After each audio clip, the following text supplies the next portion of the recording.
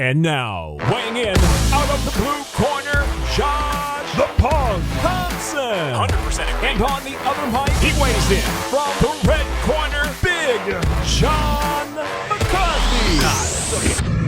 Oh, if we got a ton to talk about, it's the Weighing In Podcast, and we are going to go over everything that happened at UFC 293. The huge upset by Sean Strickland taking out Izzy. That was a hell of a fight. We've got so many other things to talk about. There was the Gamebred bare knuckle. How did the two prior UFC heavyweight champions do against each other a second time? We got so much to talk about. And you're wearing a Chiefs hat. Hey. The Detroit Lions, baby. I'm now a fan. No. You are the saltiest son of a bitch I think I've Look ever at met. Lions. This guy, oh my Look God. All of a sudden now, it's already you there. went from being a Tennessee Titans fan, Vegas fan. Oh, man, what fan of you are not? You're one of those, he's a total band. If you guys listen to this, Dude. man, John is the biggest bandwagon jumper No. ever. I've been a Chiefs fan since I was 5 years old. Yes, you have. I give that to you, and you can, I'm totally rocking it after an embarrassing loss. My team is 2-0. That's all I know. Oh, yeah? Yep. What team is that? Volunteers. I thought you were gonna say you're like Colorado Buffs football because now all of a sudden you like Colorado. No, but I thought, hold on. That's par for your course, buddy. Hold on, let's be honest, They're okay? good. I want to say, people can say whatever the hell they want. You recall when Dion went to Colorado when he got that job, and that little speech that he made to those young men, and he said, "I'm coming, and you better be ready." Well, he's got, I want to say, what is it, 73 new kids on that roster? Yep. 73, Josh. That's amazing. Okay. But look at the two teams he played, and he's 2-0. Yeah. People say whatever they want, man.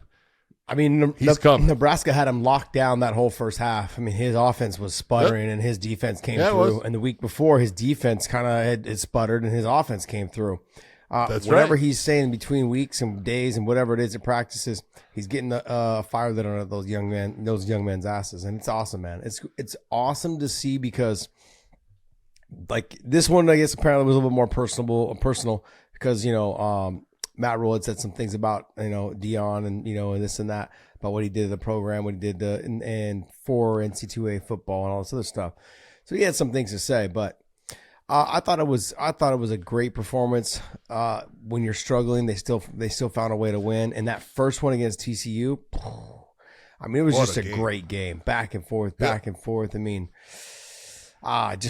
it's electric to see. When you got the two-way player, Travis Hunter, he is fantastic. This young man, he's probably the best quarterback, or maybe the second best quarterback in college football, and he might be the best receiver in college football right now. I mean. Have you seen that little movie he did on Nebraska yesterday? He cut across the center, caught the ball, stopped on a dime, choop, choop, whoop, whoop. Two-way. It was awesome. Two-way. I mean, you talk about a repeat of a guy named Deion Sanders. Yeah. So pretty incredible. But, I mean, like, this kid plays every snap. Deion, he would play receiver every once in a while, but he wouldn't play receiver very often. This is true. But it's also college. But he also ran back. Deion also ran back kicks. So yes. Deion did a little bit of sprinkles of everything, and it's very admirable in what these other teams are trying to do to him mentally. But it ain't gonna get done. Someone who's mentally strong like Deion and understands he's resonating down to his younger men and just telling them like, hey, look, man, I don't lose. I don't lose. Like if you're gonna play on this team, you don't. Which what surprised me, John, was that the kids that were there at Colorado beforehand, they all transferred out. I know. They're scared. I know, but I didn't get that. Like, if you believed it all, in your talents, and maybe the other kid next to you was maybe touted a little bit higher than you or a little bit lower than you, and you thought maybe he was going to favor his kid that came in from Jackson State, you stay. You stay and you learn. You learn from someone who's been there, who is the best. I don't get it, man. But you just said it. Well, okay, hold on. Let's take a look. I would have made my son stay. I said, no, you have an opportunity. Okay, I agree with you. I totally agree with you. It's like, let me prove to you. Okay, everything in life is about competition.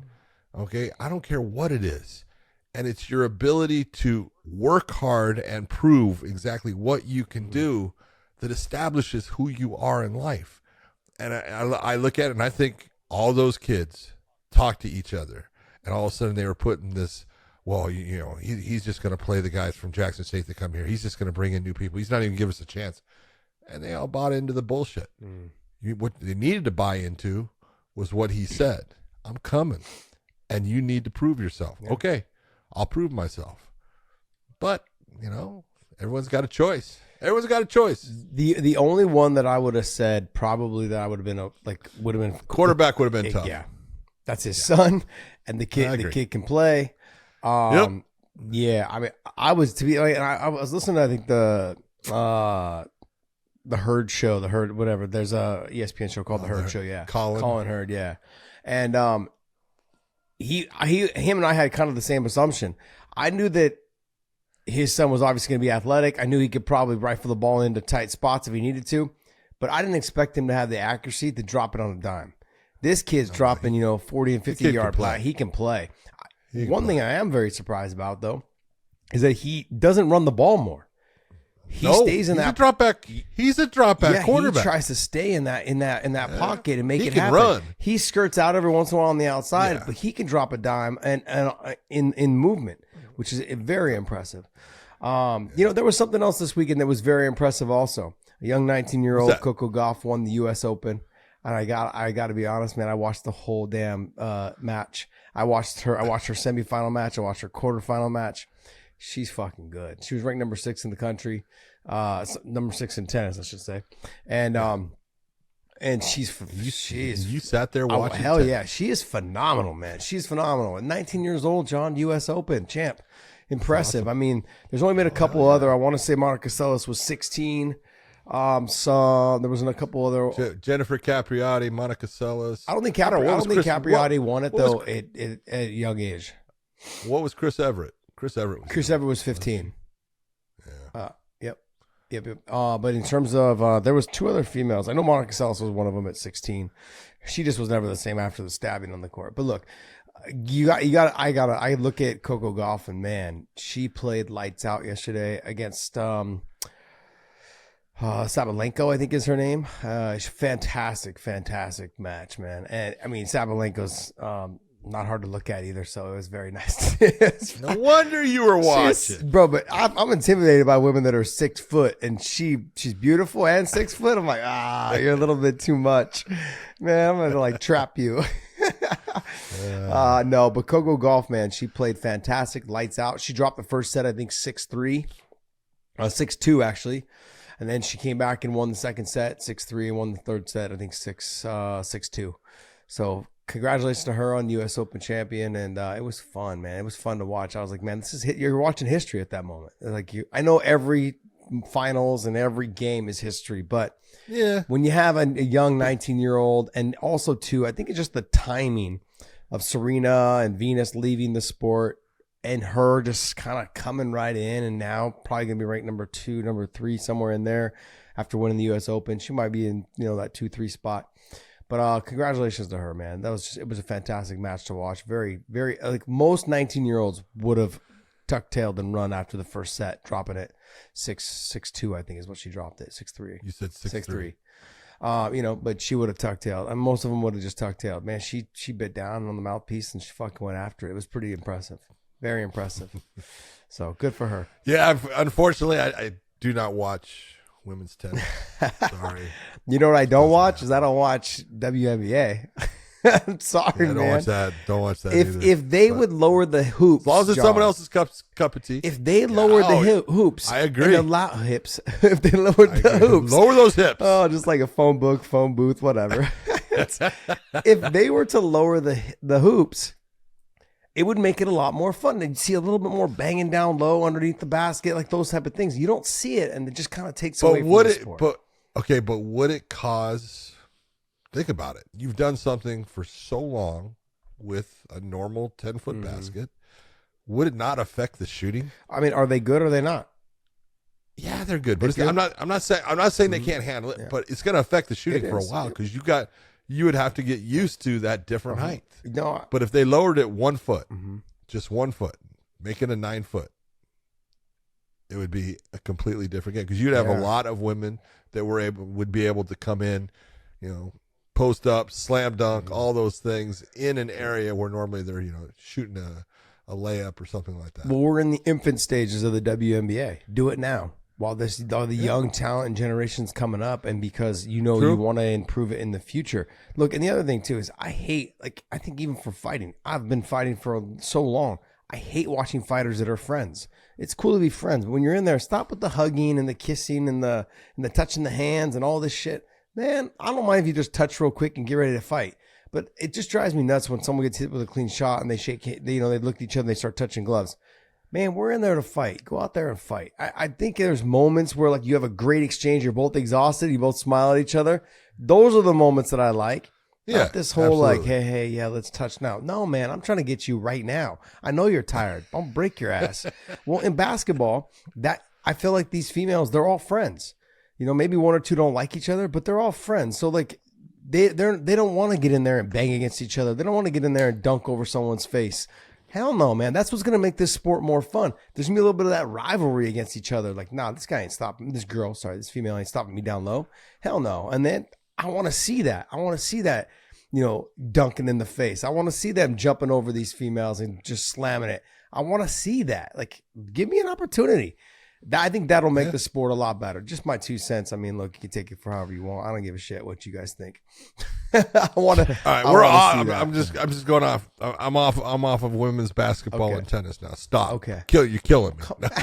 I just, you're killing me. I love it, man. I love what amazing. I love watching all sports.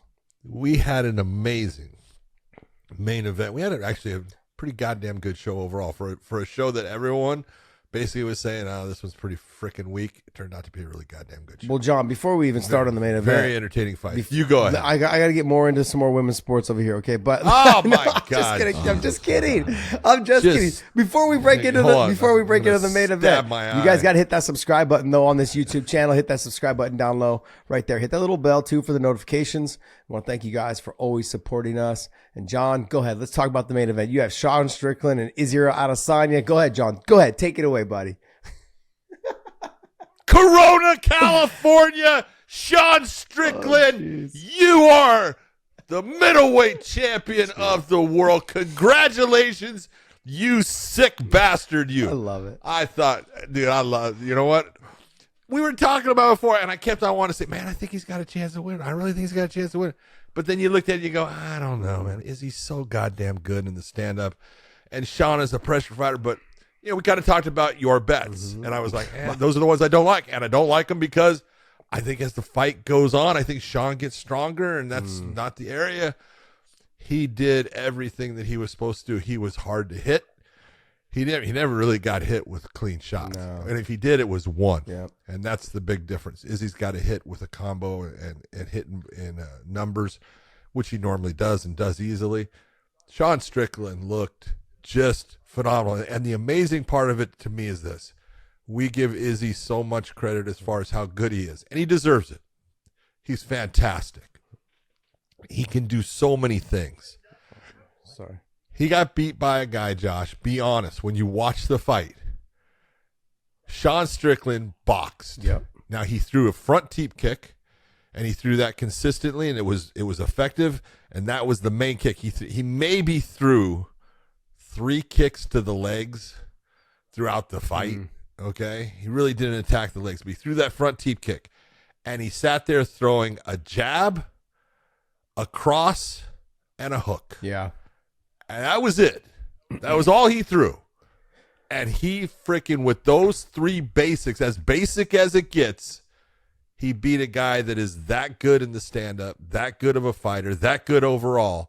And that's what just being a guy that can pressure, utilize that pressure, good cardio, and just basics and believe in yourself. Unbelievable fight by Sean Strickland. Yeah, it was absolutely unbelievable fight. I knew you were going to bring up my fucking bets, you jerk. I'm sorry, I'm an asshole. Look, I forgot my number one rule. When someone's that much of an underdog, always throw 25 down, 50 down, whatever it is. Just throw it down, like see what happens. I forgot my own damn rule, and I didn't do that. I thought for sure that Izzy was going to just walk away with this fight. I thought for sure he'd finish him before round 4. Only because Sean does walk in. He walked straight in. I didn't take into account that. I don't even know what's this called again? The way he blades himself. A Philly shoulder roll. Okay, I didn't take into account that Izzy was going to have a hard time with someone that just walked him down, walked forward, and always stayed right outside of that range. Now, John, I think this is something I know we make fun of him, Sean Strickland, because he spars so much. But the simple fact of the matter is, what is sparring for? To get down the movement and to get down the range, to understand how to deal with somebody in the speed and the range and where your range is at. Where you can be and not be hit. And that's exactly what I saw last night. I saw somebody that was always just right outside of range and able to touch him when he needed to, and also just kind of make sure that he stayed where he wanted him, with his back foot against the fence, and was able to make him move, and he could land big shots off the movement or wait for him to stop and then throw straight down the pipe. That 1-2 right in the beginning of the fight in the first round, that was because he threw it straight directly to the target, and he waited for Izzy to stop. That was his way of being fast. Look, he's not as fast as Izzy. He's just not. But if you throw your shots straight down the pipe, they get there fast. Yeah. And that's what he did. And I mean, everything he did, and you got to give it to Izzy going backwards for 5 rounds. You know that's not easy. That is not easy. 3 rounds is just torture. Do yourself a favor and just walk backwards for fucking 5 minutes. Mm-hmm. See what it's like. Yeah. But he had to make the adjustment. Izzy never made any adjustments. He was almost like he was okay with losing his title. It was like he just conceded to the fact. John, I know it's taking a little bit of a jab at him, but I think somewhere in there that it was like he just conceded that, man, it's Sean's night. It's not my night. You know what? I'm going to get out of here without trying to get knocked out. I don't know. It just, every time it seemed like Sean threw, it looked like it kind of bothered Izzy. And that threw me off. Threw me off. But, no, hold on. And this is where people don't get it. If you go back to that first round, he got blitzed. Okay? He was hurt. And then he gets back. And sometimes, and I will say that there's times when I cannot tell you why. And doctors cannot tell you why, because I guarantee you they can't, because never mind. When I argue with them about this stuff, you can get hit with a shot and it can absolutely make the neurons and everything separate and make you where you can't control your body and everything. And you get hit with another shot right after it that actually puts you back.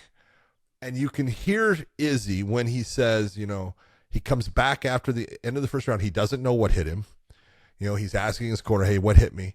You know, and they're telling him it was a right hand. He says, okay. And they go, how you feeling? He goes, I'm clear. And you go, you are until you get hit again. Yeah. And this is what happens in fighting, is all it takes is now one more shot. Even though you've got all this time, you are now much easier for me to cause a problem for and to make you have a disruption in that connection of your neurons. And that's what happened. It seemed like throughout the fight, and it started to get worse and worse and worse as the fight went on. And that, you know, Izzy can't do anything about that. It's because he got hit with a shot that hurt him. Dave, pull that up for me, what I just sent you. Okay. I want to make sure that we're not shying away from the facts of this fight. And if you can pull that up first. Yeah, I'm getting it right now. There were some things said by Dana White. And look, and Dana maybe on his side was thinking that. And I was kind of like, man, is he this, is he that? But I want to make sure that we're not shying away from the whole point of this fight, or not the whole point, but what actually happened in this fight. Go ahead, play it. Here, I'll play it. Israel looked like he was in slow motion. He looked like he couldn't get off. He looked like he was really stiff tonight. He looked very slow. Do you think that could be, you know, we always talk about his activity, but maybe there's something to be said that he may be overtrained at this point and maybe needs some time off? Or do you think it's just, hey, sometimes you have a bad night? Only Israel knows what's going on. I'm very curious to see what he says at this press conference tonight. You know, that's good. There are a million things that could go wrong. I want to say all these things, and here is I'm not dissing on Dana at all. I'm not dissing on anybody that I was sometimes lead myself into doing the same thing. It had nothing to do with Izzy having a bad night. It had everything to do with Sean Strickland's performance. He fought a fight that people just don't normally fight against Israel Adesanya. And the one guy that kind of did fight that way was Alex Pereira. And look what happened. In both fights, he was on his way to winning those fights. The second one, he got clipped and just got careless a little bit in that situation. But the pressure that he put on him, the way that he stayed just right outside the range from all those sparring rounds, sparring 20 rounds, in a day or some shit, whatever it is they're saying, he does some crazy amount of sparring. We made fun of him for doing that, but it obviously is working for him. Whatever works for him is perfect. That's right. And someone said, I saw someone too say he didn't shoot a takedown. There was one, I think, in the second round, the fourth round, when after Eric Nixick, it was a half-ass shot, but he got into the body lock, and Israel did a good job of giving him the hip and the shoulder shrug, a little over whizzer, and was able to get out. Why waste all that energy when you're judging the range so well and keeping that distance and making him move? Just remember, Strickland understands that when you're moving, you can't sit down on your punches, and I'm keeping you pressured. Your back foot against the fence. You're stumbling with your back against the fence because you're not used to this type of movement, this type of pressure. And every time I land, it gives you flashbacks of that first round when I clipped you and dropped you. He fought a fantastic fight, a almost perfect performance last night. And I just don't want to take it away. I don't want to take away that Israel didn't come out and fight. Bullshit. It was Sean Strickland who won that fight. Look, Dana can have his opinion, and you got to understand, Israel is a money maker for the UFC. So of course, Dana's gonna, he's gonna have a preference here in who his champion is, because one makes big money, and one right now is not that guy. Maybe Sean will be that guy, but to sit there and say he looked slow, he did not look slow. Josh. He didn't at all. I thought he looked great. He did not look slow at all. And he showed he was faster than Sean Strickland. The guys that give Izzy problems. Izzy is a fucking 6'4", 185-pound fighter. He's got a very long reach, but the guys that give him problems are guys that can match that, as far as he cannot basically big brother by putting his hand out, which he does all the time, and managing the range and deciding when the engagement is going to occur. When he can do that, he's unbeatable, because he's so goddamn gifted. He couldn't do that against Alex. Alex crushed that on him and gave him problems. And Sean, in this fight, crushed that. Well, he was unable to control that range. Sean kept the pressure on. He tried. He was working to try to control the range. And every time, Sean just walked right through what was his gauging meter of his arm and everything, and just put shots on him that made him have to reset. Nah, man, it's Sean Strickland. Izzy did not look overtrained. If he looked overtrained, he would have been much more tired, because he took a ton of shots and he was moving backwards throughout. He was the guy that was putting out way more energy in that fight. So he was in shape. He was fast. He just got beat by a style and a guy that fought beautifully that night. And give it up for Sean Strickland. Okay, so now let's move on. Where does Izzy go from here? Because we've said this before countless times. Once the blueprint has been laid out on how to beat you, a lot of these fighters will start picking it up. You're great when you're imposing your will. You're great when you're standing at range and when you're not being pressured. Now, if I pressure you and put your back to the fence, and you have to move so much, you don't have the power to finish me. Possibly can get one through, the speed, all of those things. Possibly can get it through. But if I just stay defensive and I just walk you down and touch, don't throw anything hard, a very Nick Diaz type style fight, or Nate Diaz type fight, just walk you down, touch, and eventually one's going to get through, and I'm going to be able to try to finish you. What happens to Izzy now? Because look, that's 2 losses in 3 fights? Yeah. I mean, I don't see an automatic rematch happening. I can't see Dana that. said that. Oh, Dana's right away. Oh yeah, I think Izzy deserves a rematch. It's like bullshit. Yeah, I don't. Okay, that's 2 losses in his last 3 fights. Okay. Yeah. This is time, and I thought, Cormier said it. I think he needs some time off, and I think Cormier is right. He does. You got to, you need to get away. get away from it a little bit, get recharged. It's tough when you are the guy that, has that title, and we talk about it all the time, having that target on your back. But it is a matter of exactly what you said. I love how you put it. Hey, guys have got a blueprint now.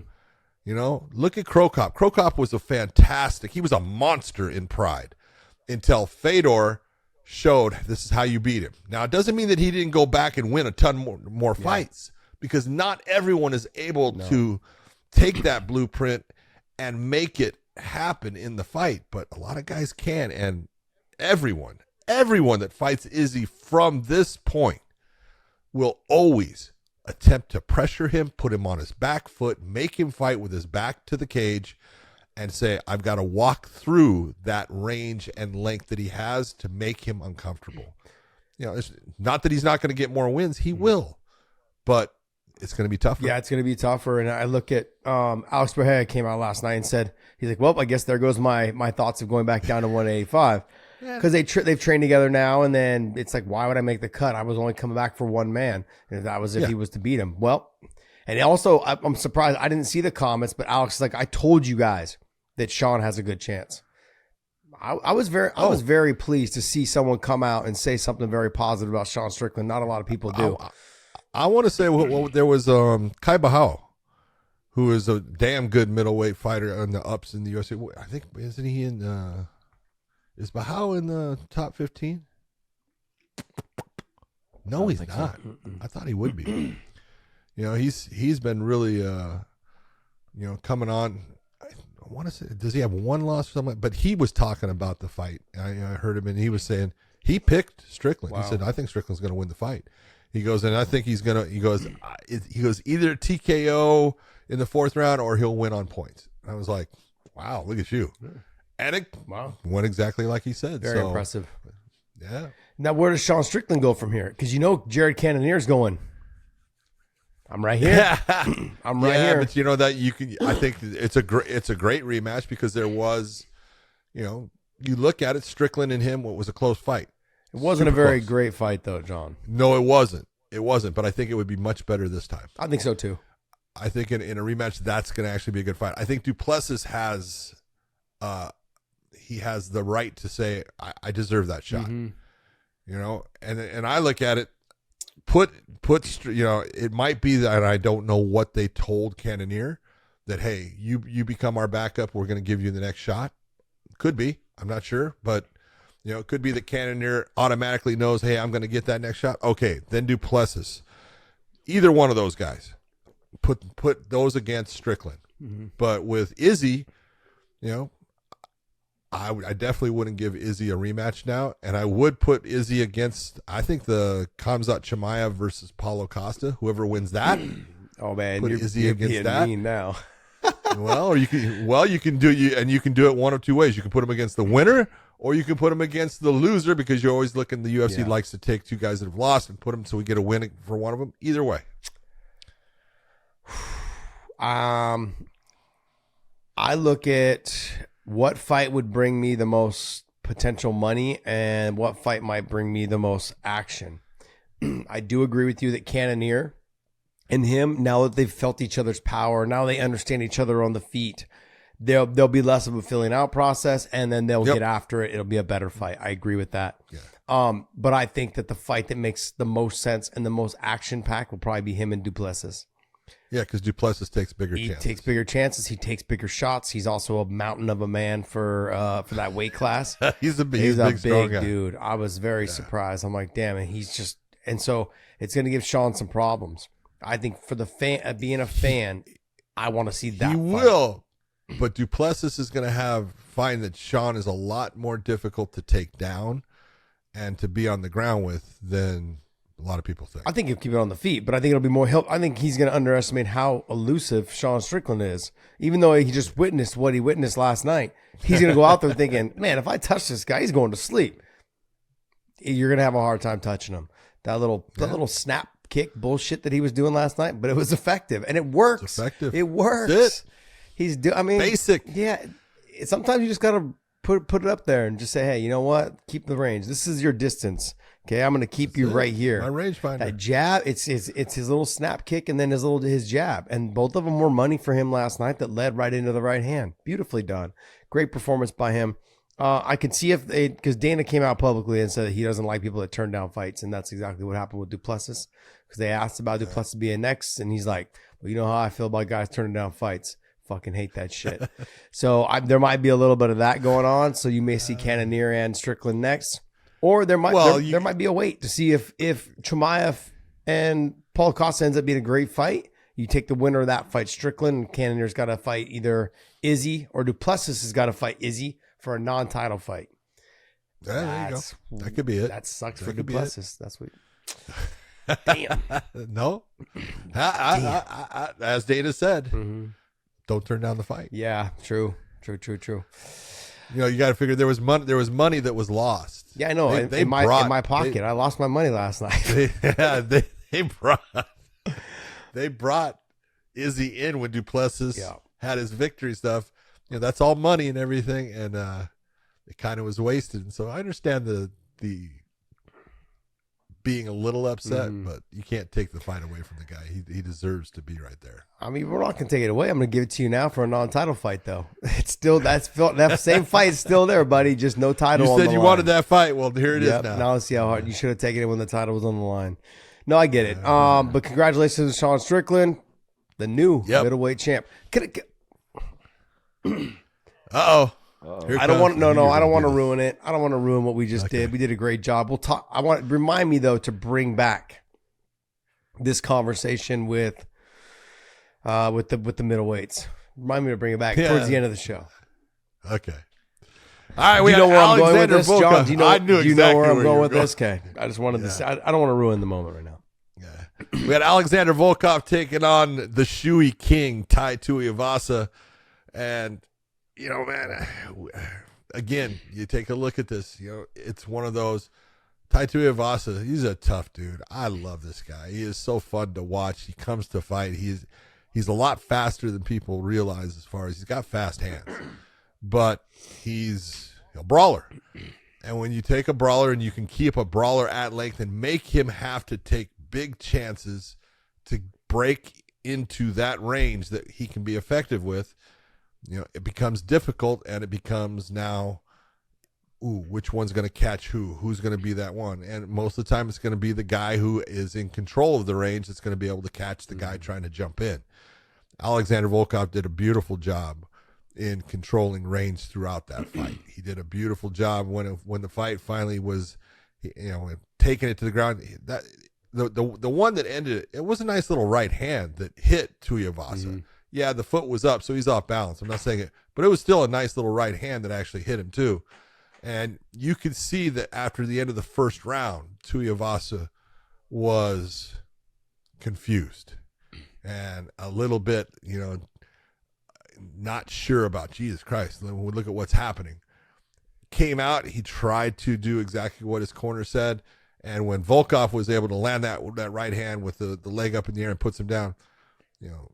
Tuivasa, as soon as he got mounted, and you saw, you talk about all the time, the turtle on his back, and this wasn't guard, it was mount. So you got a guy that's 6'7" with long legs, grapevining you, and putting a lot of hip pressure on you, and he had no ability to get out of there. He took some big shots, and Volkov ends it with an Ezekiel choke, something you don't see all the time, but hey, it's effective. Hey, trust me, when you're using your body weight and you have that hand under and you're pressing down with that in the throat, it can absolutely take your breathing away. And finally, Tuivasa had to tap. There was a moment right when that Ezekiel choke was being put on. I was like, Laura Sanko, do not save DC from this. Go ahead. Let's hear what he calls it. Let me hear what DC calls this move. I want to know what he calls it. Yeah. And Laura jumped right in because she knew exactly what it was. And I was like, nah, man, you're a better female. You're a better person than I am. Definitely a better female than me. But way better female than you. It was just funny. I was like, man, DC's going to say something. He's not going to. And she jumped in. He's in with. But that position and that move and that technique with no gi, it works more effective with guys that have long limbs. And it's very hard to get if you don't have, if you got T-Rex arms and you can't get it in there all the way. So it's very difficult. But look, great performance. I was a little surprised by the cornering until it actually started happening in the second round when Tuivasa's corner said, "Hey, you're killing him with the leg kicks." I'm like, they don't look like they're having that much of effect. No. But then in the second round, he came out, he landed 2 really good ones right off the bat. And I was like, oh, wait, there is an effect there. And so it just, he wasn't setting him up. He wasn't moving his head offline when he was throwing him.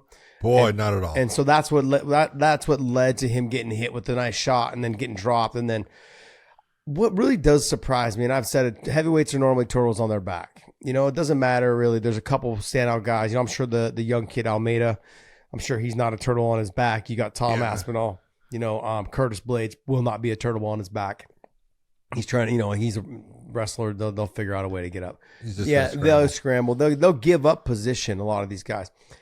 Just the basics of grappling. And look, I've trained with 2 of the best heavyweights in the world ever to fight in the sport, you know, in Cain Velasquez and DC. Both of those guys, they very rarely train jiu-jitsu. And DC's made it very clear. He said it a couple of times. Cain, he trained jiu-jitsu quite a bit. He just didn't have guys really that were good enough at AK at the time until like a couple guys came in. Buchecha came in a couple times and trained, but you can't get a lot out of 10 days. You know, he'd come in and train for 10 days. And we've also learned that a lot of the top level jiu-jitsu guys, they'll train twice a day, but they don't train at the intensity of which MMA guys do.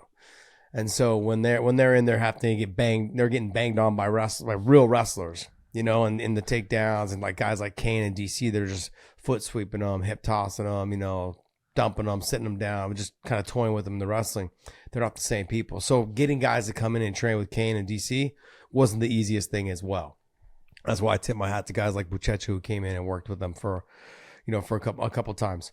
But it's just hard. Like these guys, the heavyweights don't really care to train jiu-jitsu, and you see it a little bit with the way that they act on their back. No idea how to get out of mount. No idea, you know, from half guard, just allowing them to sweep, legs wide open. Just go ahead, cut through my guard like a hot knife through butter. Go right ahead, just slide right through. You know, it just was one of those. You could see it, and I just was like, oh, man, you can make it to the third round. You can make it to the third round, because if he'd have made it to the third round, I would have won more money. So I was like, oh, but it is what it is. And, you know, but look, Tuivasa to me is always in the fight when he's on his feet. As soon as the fight hits the ground, I'm like, man, this is not going to go well. It's not going to end well. So, but anything from Volkov, you could tell, though, John, and I text you this, I said, the size of Volkov in terms of when his leg hits Tuivasa, you could tell that Tuivasa, like, it was throwing him off balance. It was making him uneasy to throw something because it was just knocking him off balance. He couldn't get power behind anything he did because of the tree trunk that was swinging at his body. And I've been there a couple times, and it's felt that, like, you're sparring with someone who's a little bit heavier, and they kick you, and you're like, and it moves you. It's like, okay, this is different than just being able to check and block and okay, it hurt a little bit. That's different. This was literally moving Tuivasa.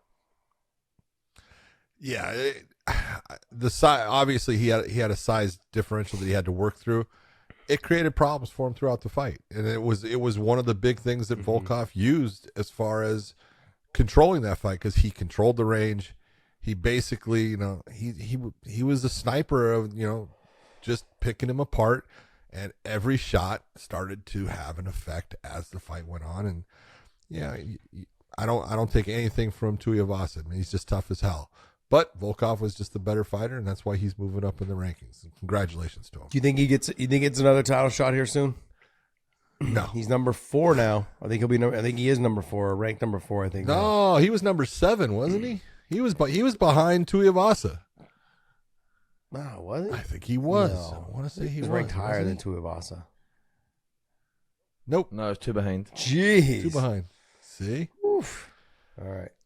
So he'll move, you know, at least up to number 6. Yeah. But he's not going to make any movement past that. Yeah. Well, I mean, you got to figure Stipe is going to be out of here soon. So after the John Jones fight, he'll be gone. So Stipe will be gone. You have Tom Aspinall, Curtis Blades, and Cyril gone. I mean, I wouldn't mind. Have Cyril gone and Volkov fought? Yes, I believe so. Can you look that up? I don't recall that fight.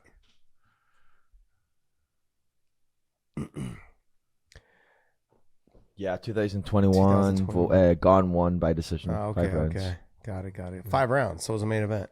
Yeah. Interesting. Okay. I don't recall that fight at all. Like none of it. So, all right. Well, hey, next fight. Oh, I tell you what, this is a great fight. Just a great. And I told you, I said, look, Santos, I've watched him fight. He's good, you know. And I watched it when he fought. He fought in the LFA when I watched him, and I was like, damn, that kid is fighting. He's throwing crazy flying knees and stuff at times, but 125 pounds. You look, you go, man, he kind of does look like a small, you know, Charles Oliveira as far as some of the crazy things he'll do. He's comfortable. Going up against Manel Cape, who we know is super fast, very talented young fighter. You know, came out of Ryzen and just getting better with every fight. Man, these guys put on a performance. This was a great fight. I thought Manel at times was just looking so slick. Some of the things he was doing and the counters that he was landing. And then Santos would come back and he would throw big shots and land and hurt him. You know, and I was just absolutely entertained throughout. It was a fantastic fight. I thought Santos proved himself, you know, he got the loss as far as, you know, he's no longer undefeated. He went up so far with this fight. The UFC is going to now look at him and he's going to get ranked, I think, off of this damn fight.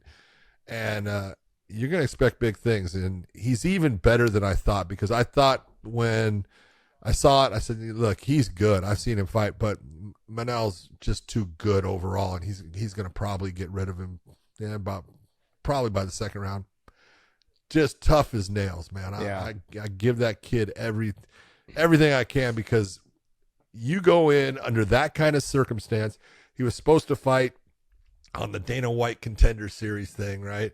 You get this opportunity. You've got media. You got all these things that, look, you never really had to do before. It's a different type of media too. You know, yes, he did things when he was fighting in, you know, some of the small shows of the LFA, but nothing compared. And you're on this stage. That takes a ton to be able to handle that and not let it affect your performance. He didn't let it affect anything. He just went out there and he performed. He fought his ass off against a guy that's really good. And he walked away, I think, as a winner, even though, it's a loss on his record. Yeah, it might be a loss on his record. He fought his ass. I remember, what was the other guy's name that came in short notice? Lopez. Remember, they called him Lopes. His last name was like Diego. Yeah, Diego Lopes. Diego, yeah. He came out, he's fucking fantastic. He fought against Evelyn. Yes, fantastic fighter. Yep. Fantastic and fight. The second fight, man, had a fantastic performance. Showing, unbelievable. And then now I'm looking at this young man, and I'm like, yeah, you're right. He does remind me a lot of Charles Oliveira. You know, a little bit of the dyed tips, you know, and then the shoot box tattoo. I mean, like he has that shoot box tattoo on the back of his neck. But everything he did was very Charles Oliveira-esque, I should say. Had a very good push kick, kind of stood a little bit upright. I was surprised he didn't try to get more to the clinch every once in a while, but he was doing well. He was doing well with the flying knees, doing well with the push kick, doing well with his combinations.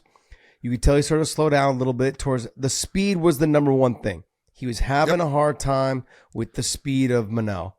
And Manel Kopp is just one of those guys that just has that.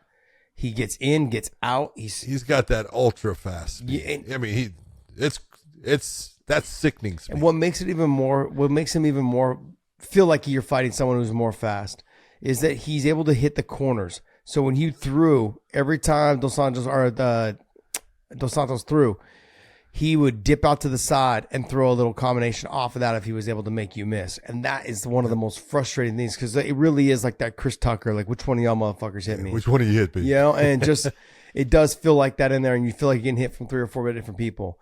But he fought his ass off. I admire what he did last night. It was very, very inspirational. I got to be honest, man. It was fun to watch, and to me, this was fight of the night. This was definitely fight of the night. And then to hear I guess Manel had said something along the lines that, like, hey, like, you know, like, I'm better than him everywhere. Yeah, you are, but there was moments in that fight where you got in trouble. Yeah. And realizing, I think in the beginning, after the first round, that, well, this kid's not what I thought he was going to be. He's better than I thought he was going to be. And I've got to be a little more cautious, which I loved in that third round, they literally were just standing toe to toe and just banging it out for the last probably 40 seconds, 30 seconds. Great fight, great performance. I know, like you said, he came up short, but nothing to be upset about. You know, this is one, and this is just another viewing for people to see. You know, when we sit there and we talk about, look, there's so many good fighters out there, guys that can step right up and can fight with anybody.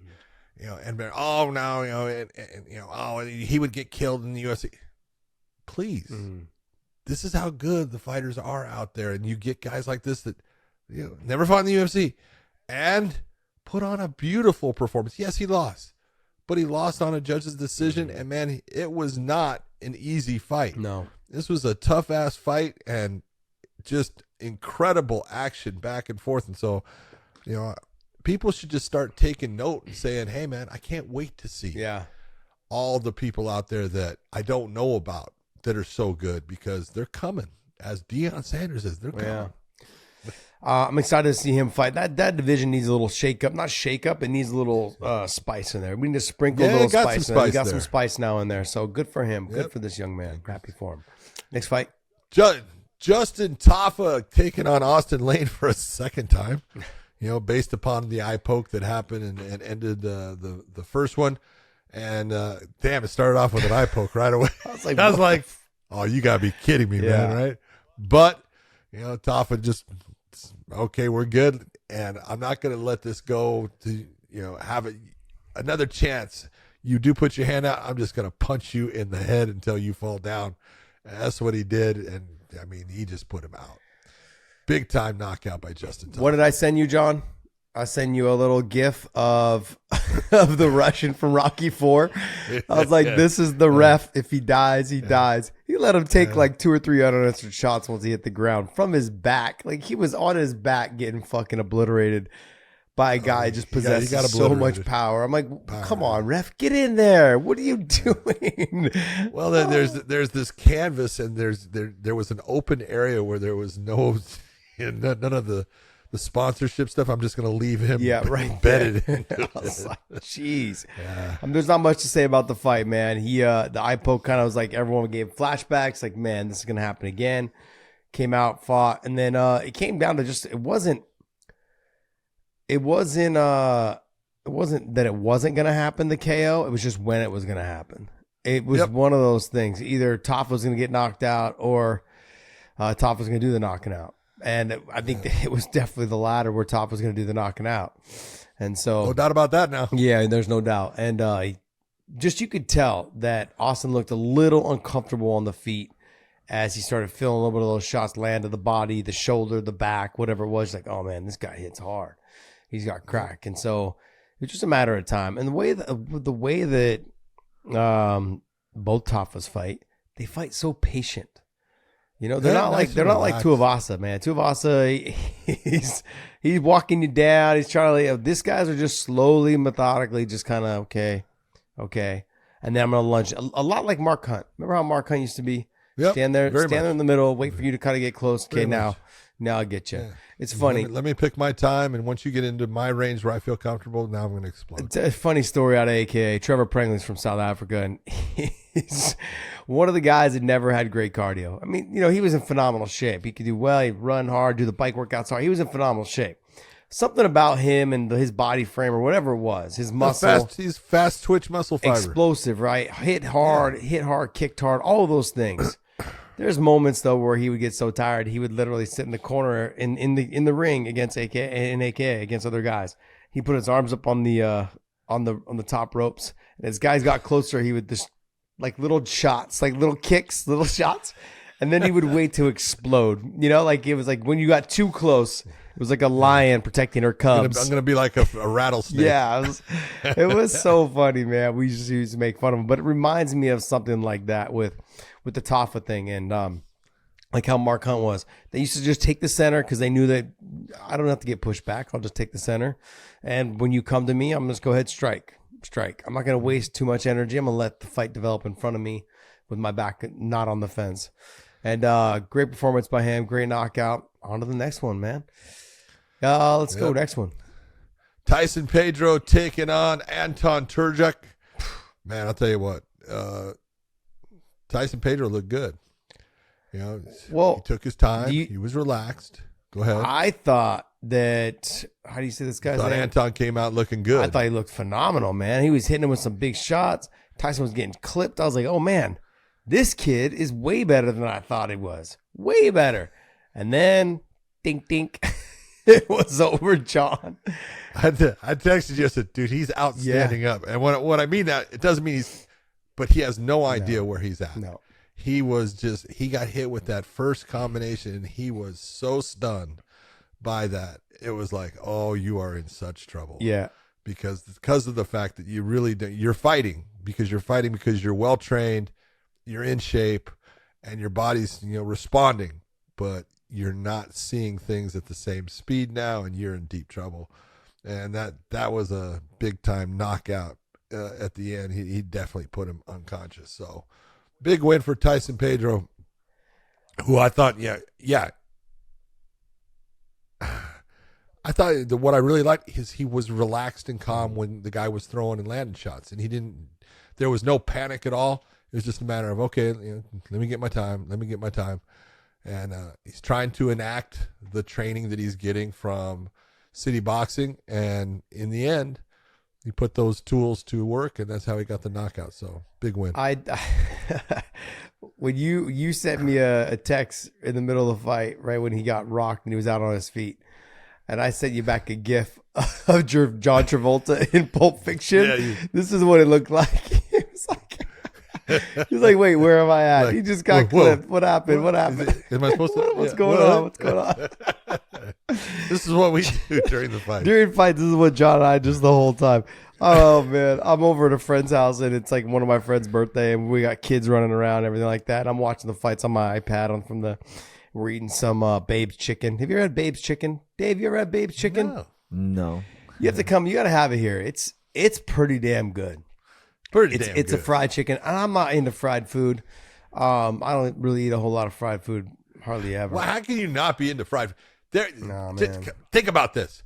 Fried food is the best. Yeah, not the best for your heart or anything else. No, it's not good for your heart. I'm not saying it's healthy. But goddamn, hell, you could fry a dog turd and it probably tastes good. You go ahead and try that, John. Let me know how it goes. Try it. Yeah. There's a little fried chicken place here called Tupelo Honey, which I think is a chain. I've only had it here, but it's pretty damn good too. They do a honey dusted fried chicken, and it's a thin fried chicken, so it's not like all crusty on the top. It has a little layer, a thin layer of crust, but it's got that sprinkled honey dust over the top with a little bit of honey dust. Yeah, with a little sriracha powder over the top. Ooh, little honey dust. Oh man, it's fucking melting your mouth, man. It's so good, so good. And their fried pickles. Now I don't eat a lot of that. But I'll get tempted every once in a while. But the Babe's chicken is a little bit different. It's more like a Popeye's chicken. The Babe's chicken. It's a little bit more like that Popeye's chicken. But it was pretty good, man. They do it in all different types of styles. So we were over there having that, and John and I are texting. Shout out to Babes. Yeah, well, I like shout out to Babes. I like their green beans too. They have those bigger, fatter green beans. Californians, we get the little skinny ones all the time. Are they fried green beans? No, they're not fried green beans. Come on, bro. I got to eat something healthy. Their corn's good, too. Anyways, I'm gonna keep talking about food. Is it fried corn? Son of a gun. Oh, shit. All right, John, what other fights on here did you want to talk about? We got to go. Look, let's be honest. The preliminary main event was Carlos Ulberg against Da Woon Jung, and great performance by Ulberg. Beautiful job at the end. He gets the submission. Nice job that they went back and looked at it, because it was Eugene Berriman was pointing out he tapped, and he's pointing. Yeah. He tapped. You can't expect in that situation. Herb is looking down at the fighter. He's on the opposite side of the where the tap happens, which is right next to the fence and stuff. You can't expect Herb to see that. It's understandable why he missed it, but he did tap. They went back on replay, and this is what replay is meant for. Don't have so much of an ego that you say no and you don't go to it. Herb did exactly what he was supposed to. Let me go to the replay and find out. I go to the replay. Mark Goddard's on the replay. He says, yes, he did tap. Good. We have a finish by submission at 4:49 of the third round. Way to go, because look at, Ulberg was going to win anyways. But Olberg now has a submission win. Yeah. That's nice to have on his record. It makes him feel good about it. He went after it. He got that finish. You always want to have the finish and stuff, and it's the right thing for what occurred in the fight. So I thought it was a good job by everybody. Well, there were some things last night that were missed. Okay, Manel Cape grabs the fence. Excuse me. Hold on. Are we going to talk about the fence? Yes, we're going to. No, we're not talking about the fence. You want to? We'll talk about the fence later. Do you want to show the text I gave you about your phobias? Yes. So I do have a phobia about fence grabbing, Kate. Thank you, Tony Ferguson, for that phobia. And Herb Dean, by the way. Thank you. And Herb Dean. But Herb Dean, no, he could have been in a better position, right? Should you be in that position when it's face down? Should you be a little bit more towards the head so you can see both hands? If you can see his face in that, you're going to look towards his face. If you can't, it's covered up by it. You want to try to look at the whole body. Got it. But look, anybody can get pulled into that. You're trying to see because it's close, and you want to make sure that the guy goes out. You're there for him and stuff, but it can't happen with anybody. And to miss that tap, that little tiny things, because the guy's not making that movement, totally understandable. But again, I thought it was handled the right way. That's the reason that you have the replay official. That's the reason you have instant replay. Use it, damn it. Yep. Don't have such an ego that you can miss something. Got it. Next fight. Oh, I thought that the Mariscal versus Jack Jenkins is a good fight. It was nasty as far as the elbow injury, and you don't want to see it, but shit happens, man. We've seen it too many times. If you go and you're going down and you decide to take that, and put out that post, and you've got that arm straight, there's a good chance if the energy's going the right way, it's going to dislocate that elbow. And we've seen it too many times, and that's what happened in this one. But, Jack Jenkins, obviously, he's a good young fighter, tough dude. He's got heavy power for that weight class, but nice win by Mariscal. He's going to be out for a while. Oh, yeah. That's nasty. That is a nasty. Like, I've had friends that dislocated their elbow. They actually wish it would have just broke or had fractured or something, because the dislocation takes longer to heal forever, and it never feels the same really after that. So healthy recovery for him. Hopefully the best. This next fight, though, a little controversial on my end. Maybe you agree, maybe you don't. But I had McDessie winning the fight. I thought it was a good fight. I thought it was a great fight, actually. It's probably number 2. I thought it was the number 2 fight on there. I thought the Manel Cop fight versus Dos Santos was a better fight. This was a great fight, though, too, back and forth. But I had McDessie winning this fight.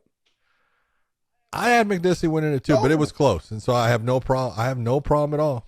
Yeah, it's all right. I looked at it. I thought McDessie landed the heavier shots overall in the fight.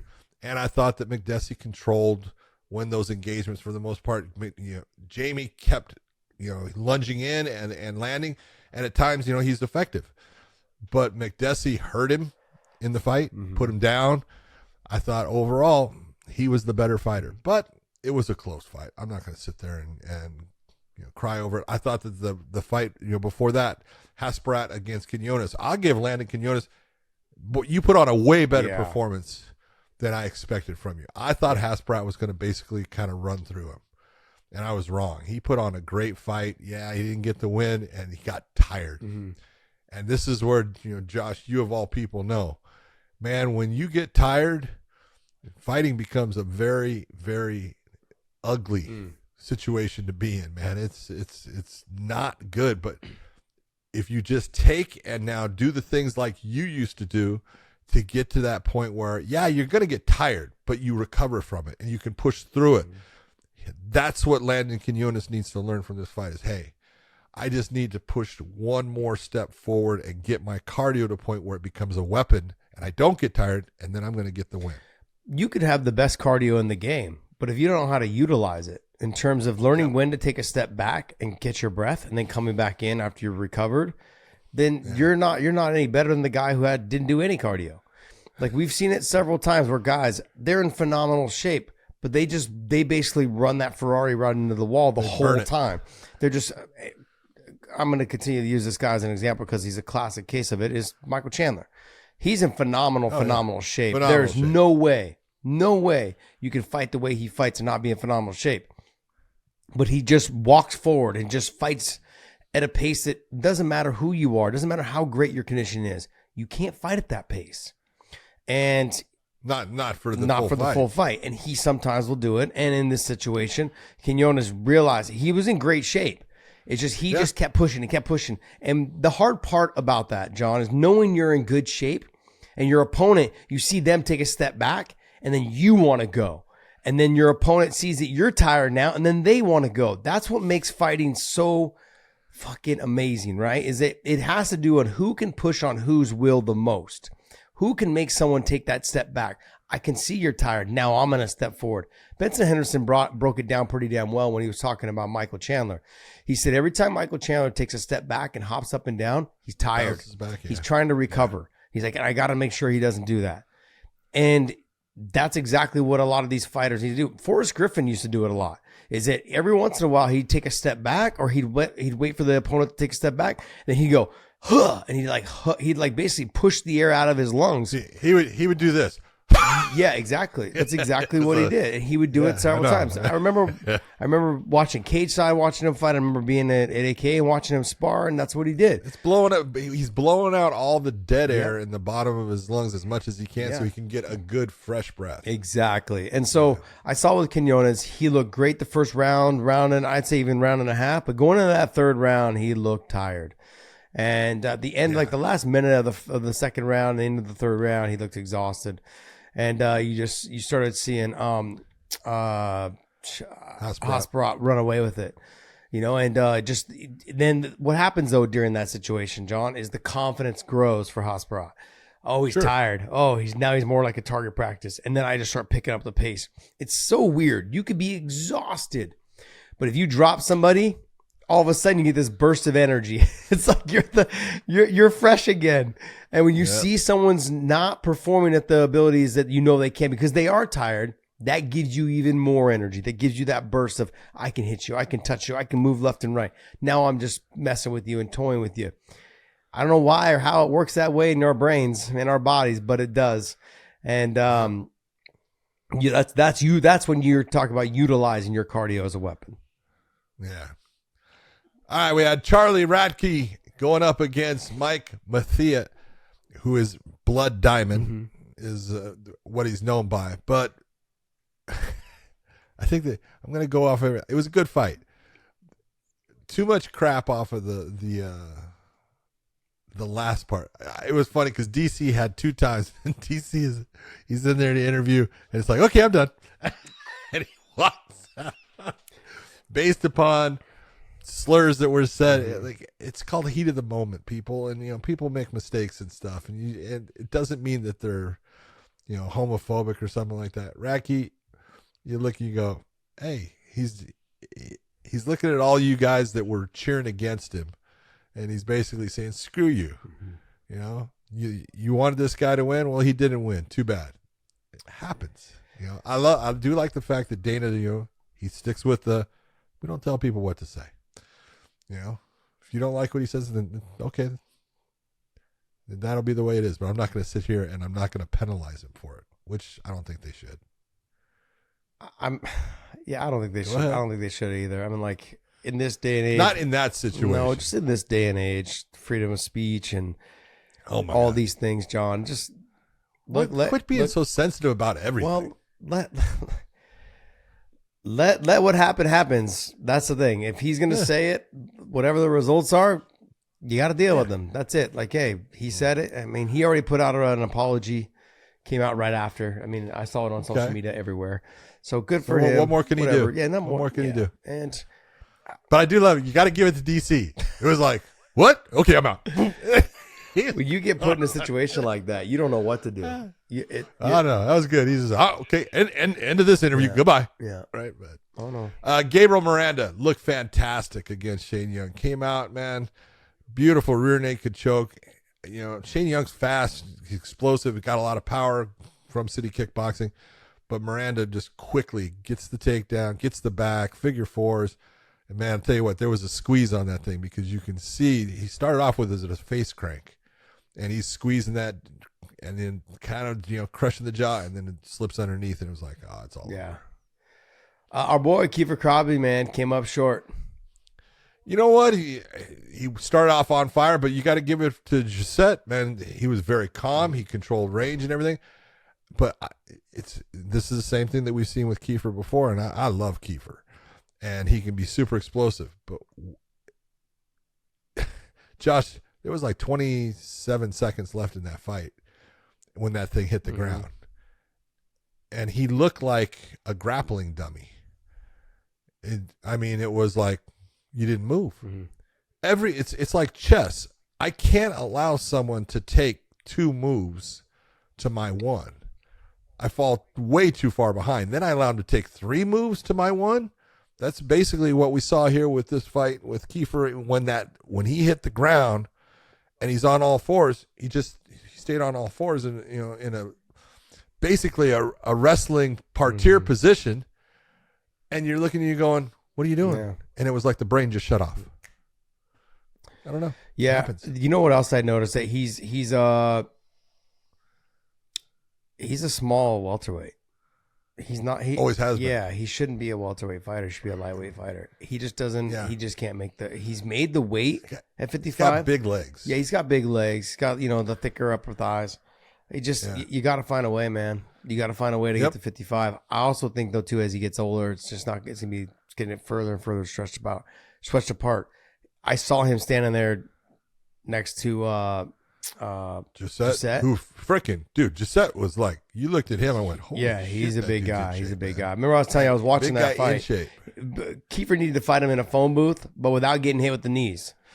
And that's what I saw from Gisette when I watched some of his past fights, because I knew we were going to talk about that fight coming up.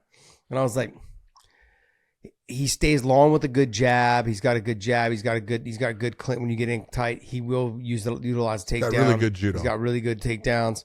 And so I figured that Kiefer had to fight him in a phone booth. Had to fight him in a phone booth. And but without getting kneed in the face. So I knew it was going to be a tough fight for Kiefer, but I thought the power might be able to get through and land and take him out. But I didn't realize how big Gisette was until you see them face to face. And it was huge compared to Kiefer. Yep. All right, well, hey, that's going to wrap up our UFC talk. Go ahead and go to onlyfans.com/weighing in, onlyfans.com/weighing in.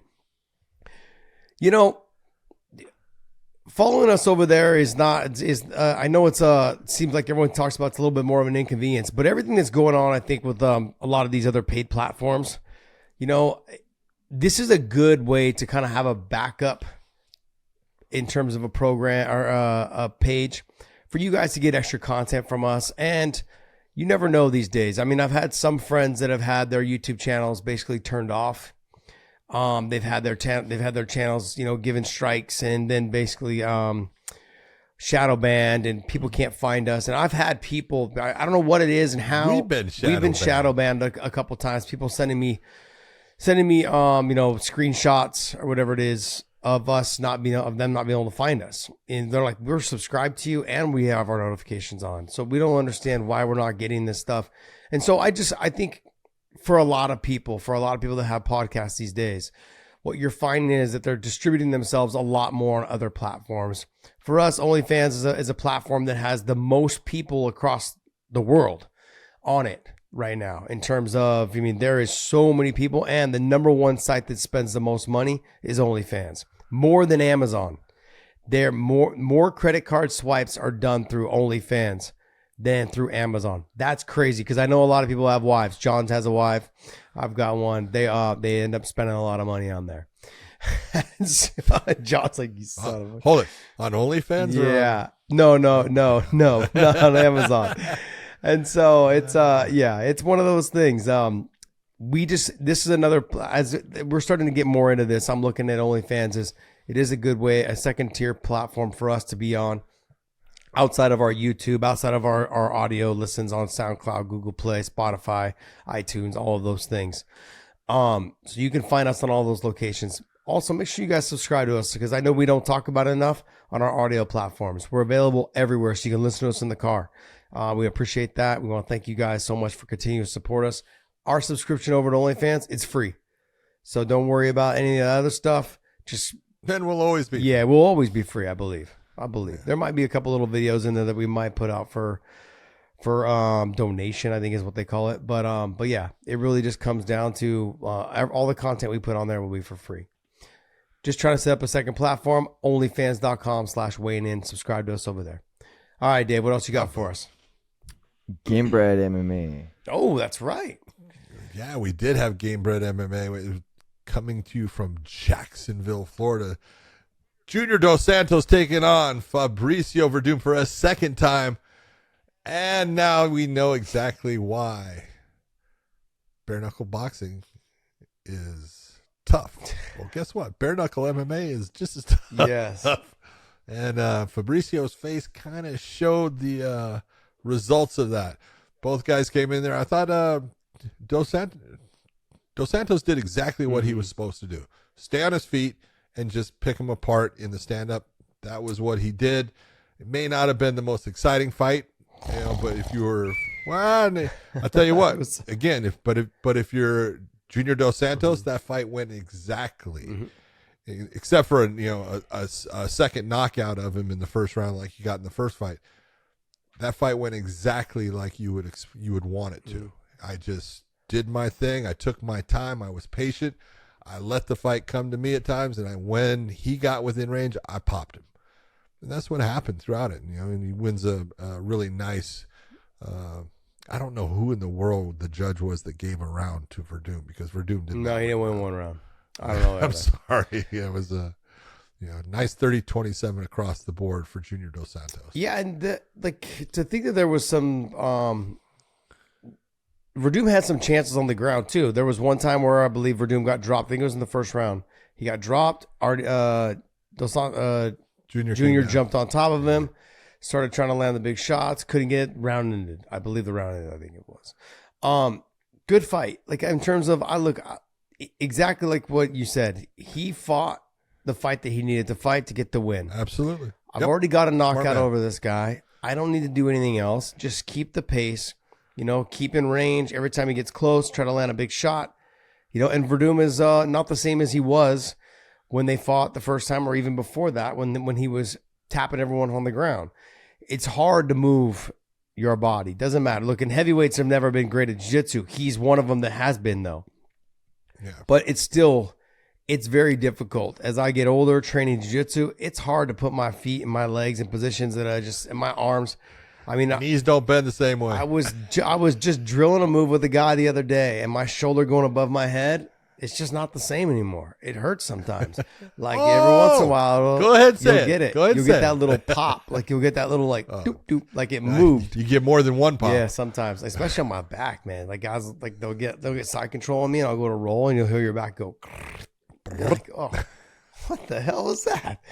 But like I said, the fight wasn't the most action packed, but it went exactly the way that Junior needed to go to get the win. And and I gotta be. This is, I believe, this bare knuckle stuff is catching fire.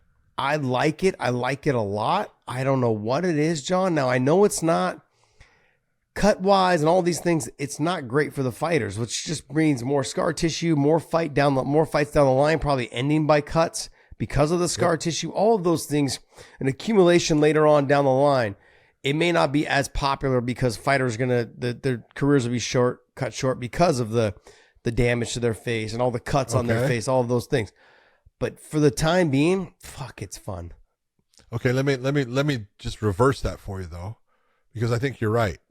Scar tissue wise, lacerations are a problem when it comes to bare knuckle boxing. Bare knuckle MMA, but MMA allows elbows, we allow knees, shins, all these things that are hard structures that are harder than the damn hand as far as, and the power that can come from them. We allow those things.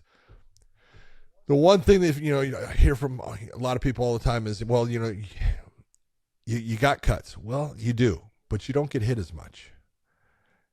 And what's more important? If you're Josh Thompson and you want to look good, the lacerations are not good because they start to affect you a little bit. But what we're talking about, a difference between lacerations or brain trauma. You're going to get trauma no matter what in fighting, but you're going to get less the less you get hit. And you're going to get hit less in bare knuckle MMA or bare knuckle boxing based upon, first off, it hurts my hand if I don't hit it completely right. Okay, so I don't use it quite as much. And fights do get stopped a little bit quicker. They get stopped based upon cuts and things like that. So maybe it's, I've said it forever. When I used to go to court, all this is ancient history.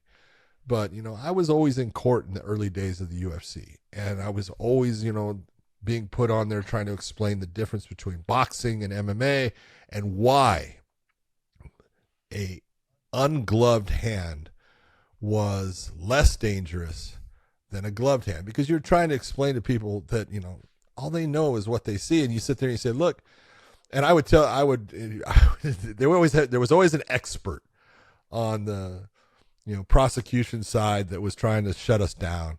And I said, you're a boxing expert there. I said, he's got a boxing glove. I said, I want him to take that boxing glove and hit that table as hard as he can. Right. And this happened twice, the other times that they didn't put it on, but this, they put a boom. And I said, now take the glove off, hit the table just as hard now with your bare hand. Then, well, no, I'm not going to do that. Why aren't you going to do that? I said, because see, the glove is not to protect someone's face. It's to protect someone's hand.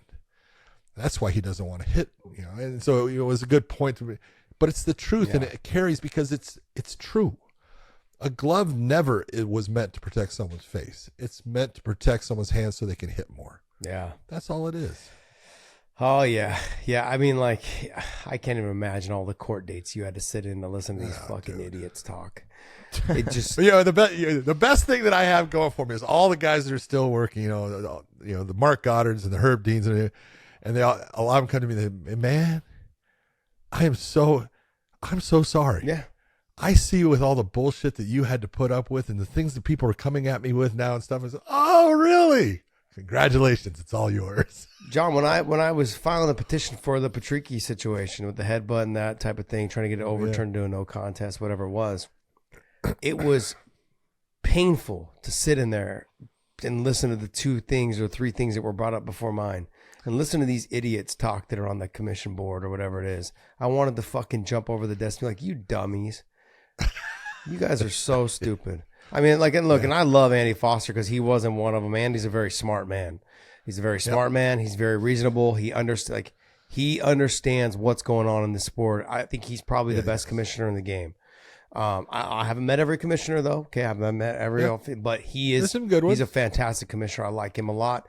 He's easy to talk to. You can have a conversation with him about the sport, not just about the sport, but about the rule sets and how things can be changed, how things should be for the better. I love what he's doing right now with the license plate thing. Yep. I told you, I talk to Andy all the time. Yeah. Andy calls me, and sometimes I call him, but we're always talking. And I told him, I said, hey, when you get your license plate thing, I said, do me a favor, get me one. Yeah. I said, I'll put it up behind me so people can see that, hey, you can get one of these and have this, especially from California. I'll buy one just to buy one. Absolutely. It doesn't have to be active. You can just buy it, but it's no, that's the whole point. You buy it and a percentage of that, I believe, goes to the. It's a great idea. Yeah, it's for fighters. The fighters' retirement fund. So if you guys haven't heard about that, it's a great thing that Andy Foster is set up for the fighters' retirement fund in California. You have to have a certain amount of fights before you get put on that, and then on top of that too, they have to have been in California. Certain amount of fights, certain amount of rounds, everything, But I might actually qualify for that. No, you will not. I will not, because it was, you know what I mean. Passed. Yeah, we can't go in the back. Damn, we can't go through can't go backwards. Josh trying to grandfather himself into retirement. I like that. Yeah. Hey, whatever, man. Dave, what else you got for us, buddy? Oh, John, there was more fights on that card you watched. I didn't watch anything else but the main event. Just to Joel Bauman against Maki Pitolo. Joel Bauman, look at Joel Bauman has become a really good fighter. He's got great wrestling, and his stand-up has become super explosive. He moves all over the place. He had a beautiful TKO win over Maki, and Maki's tough. You've seen Maki fight forever. This is a guy, man. Just a stone cold Hawaiian brawler, tough dude, and he just got picked apart. He just got beat down by a better fighter in the end, and so big win by him, and a big win I give it up for Joshua Weems. Put on a really good performance against Erwin Rivera. Erwin Rivera had his moments, close fight as far as each round was close, but Weems just ended up, nudging him by. And as the fight went on, Weems just got a little bit better and better, and good fight. But overall, congratulations to Masvidal for putting on a really good show. Yeah. I love what he's doing, man. I just hope he's not using any of his own money. Yes, thank you very much. All right, what else you got for us, Dave? All right, we have, from a fight announcement standpoint, Bobby Green has a main event fight on October 7th versus Grant Dawson. So he's right back into it with another fight. He's an animal, man. Bobby Green, man. Hey, he is. Fighters don't get paid unless they fight. That's right. It just doesn't. I don't get it. Bobby Green's got mouths to feed. Yeah, and so that's it. Look, 30-15-1 is Bobby Green. 21-1 is Grant Dawson. Grant Dawson looked fantastic his last fight. Very dominant. Very. He did. He's looked really good. Man, ever since, I'm telling you, that guy has really turned a corner. He is good. I won't say long ago, a very short time ago, I would have said Bobby Green's going to be too much for Grant Dawson. Yeah. Not too sure now. Grant Dawson is freaking good. But we say this every single time. Bobby Green looks like he's the easiest guy to beat. Yeah, and then he looks like it. And then you get out there, he's fast, he's accurate with his strikes, he's hard to take down. He's got good wrestling. People they forget really because good he stands so much. They forget he's got good wrestling. And he's good at keeping his hips away. He's good at getting takedowns if he wants to, he needs to. He's fast. He's accurate with his striking. He does his. He's hard to hit. He's the best person I've seen in MMA do the Philly roll, shoulder roll. He's fantastic at it, man. So I'm gonna lean towards Bobby just over the overall experience of being in there and making it a dog fight. But I think that first round is gonna be hard for Bobby. That first round is going to be difficult because Grant Dawson, still young, still coming. He just doesn't know what it's like. Okay. I look at it differently. I think the first round is Bobby Green's. Ooh. But if he doesn't do enough damage and he doesn't, make Grant Dawson go, holy shit, Grant Dawson's going to, the train's going to keep rolling and it's going to start getting faster. And so, I don't know. Yeah. It's a great matchup. I love the fight. So, can't wait to see that one. Yeah, we're going to see. I guess that's what it comes down to. It's going to be a good fight, though. Main event, where it's going to be at? October 7th. Oh, so that's coming up real quick. Yeah. Oh, yeah. Shit. 1 month away. Damn. Well, Bobby always comes in shape, man. Good fight. And who did Grant Dawson fight last time? Who did he fight? He had a great performance, though. He did. He had a fantastic first round submission, I believe, right? Was it a first round? I think it was a first round submission. Really? Yeah. Wait. Ismagulov. Oh, no, it wasn't a first decision. Jeez, Josh Thompson. Ismagulov, that's right. Yeah. Dun, dun, dun. He got the round three submission. I think that was Ismagulov's second loss in a row. Got it. Yeah. Got it. But it was. All right, big win over Mark Manson. What else you got for us there? We have Conor McGregor calling out. Conor's calling. Hold on, stop. Conor's calling out someone. You got to be kidding me. No way. Connor's taking on the entire roster. I love him. Conor says about Volkanovski, ask my bollocks, that little sausage Volkanovski is no way pound for pound number one. Silly. That's quick work for me, 100% accuracy work. Readable, hittable, hurtable. I like he has this title who... Well, it's hard to read Conor's tweets. I like he has this title, though. I like he has this title, though we should fight at some stage so the featherweight goats will have all faced off and let there be no debate. Volk says, let's do it, UFC 300.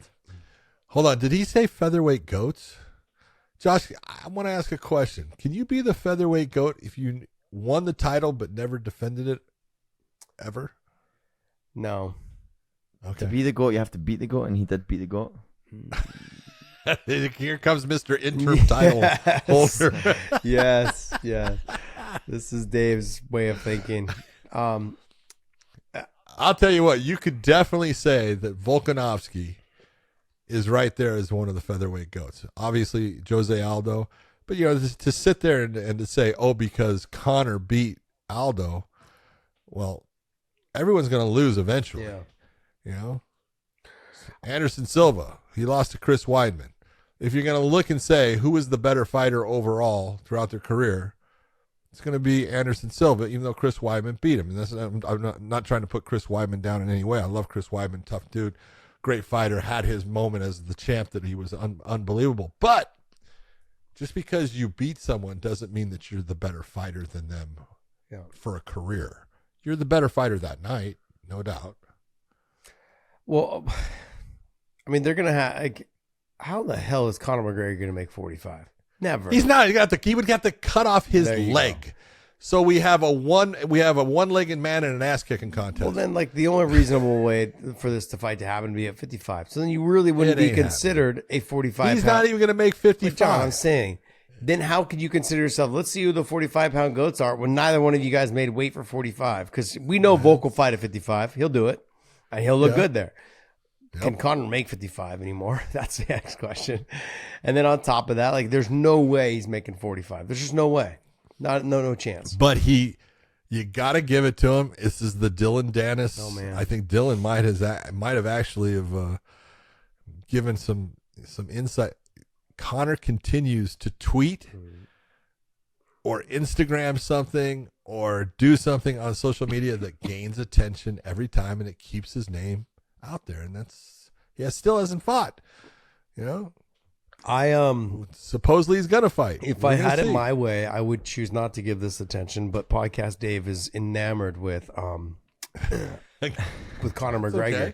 It's like his idol, and so this is why Conor McGregor is on the show so much over things like this. But anyways, okay, let's move on. Next one. All right, hold on, stop Before we move on, I'm going to ask you a question. Who wins that fight? Oh, Volk. Okay. Yeah, I think Volk. If it was at 45? Even at 55? Oh, Volk. For sure at 55. Okay. For sure at 55. If it's at 45? Well, yeah. I got caught up in the whole. Conor can't if make it was 45. At 45, are we talking, is it the old Conor? The one that fought Jose? Or the one that... Do you remember what Conor looked like on weigh-in days? Because back then it was when he was making 145. He looked like he was coming out of he was starved. Looked like he was on a mountaintop with no food forever. I mean, he looked horrible. He's never going to make 45. Impossible. No, he'll never make it again. Yeah, he looked, but I wasn't sure if you were trying to say which Conor, if Conor, the one that fought Jose Aldo, that one, or the one that fought Eddie Alvarez at 55, that one, or the one that's now. Hold it. Neither one of those guys are there anymore. What do you mean?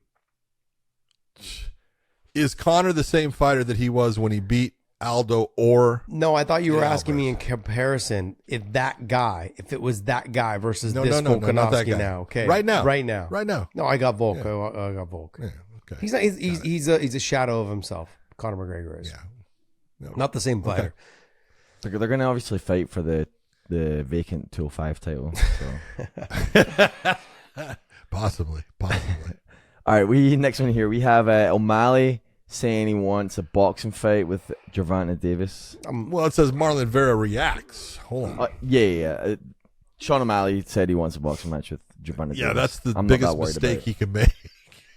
If you want to see Sean O'Malley in a boxing match against Gervanta Davis, and because you think he can win, stop.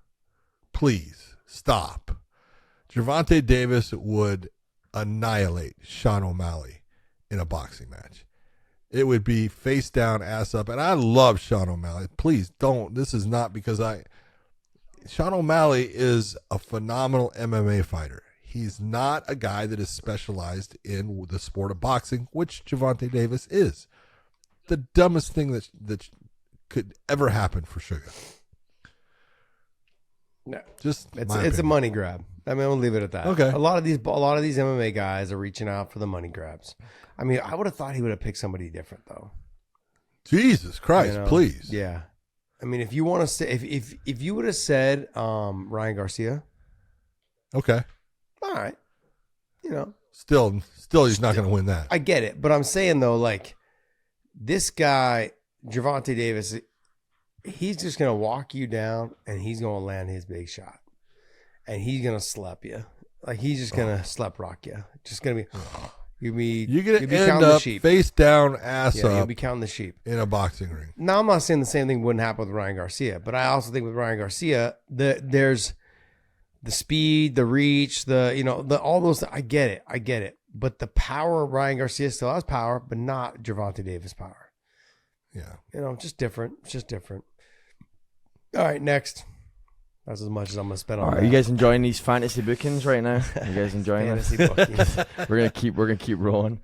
Fedor was announced for UFC 5, the video game, and Daniel Cormier obviously he reposts it and then talks about it. He thinks Fedor would have beaten him in a fight. Well, I mean, he just says, I think he would have got me. So he might have got me. Yeah, I think he's first off he's being humble. Which is very rare for nice DC. To see. Exactly. It's nice to see out of DC. He's being the bigger man, saying, look, he might have got me. But he would have. In their primes, Fedor would have beaten him. Yeah. He was just a much more well-rounded fighter. Wrestlers did not do well against Fedor. Big-time wrestlers. Let's just be honest.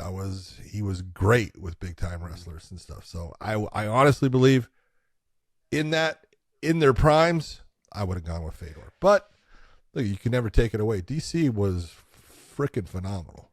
No, he was. It's hard. It's hard for me to say, John.